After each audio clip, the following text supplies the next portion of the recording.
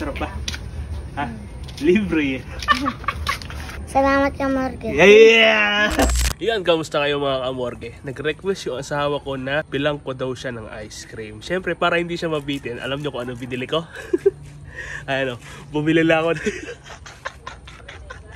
ng isang buong dirty ice cream. Han, okay na ba yan? Okay na ba yung regalo ko sa'yo na yan? Siyempre, hindi naman namin kayang ubusin talaga yan. Kasi sobrang dami nito. Talagang ang mangyayari, ipamigay din sa mga bata para rin masiyahan na rin nila yan.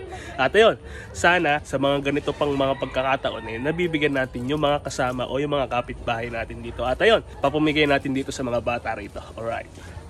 Hindi pambayad ba kayo?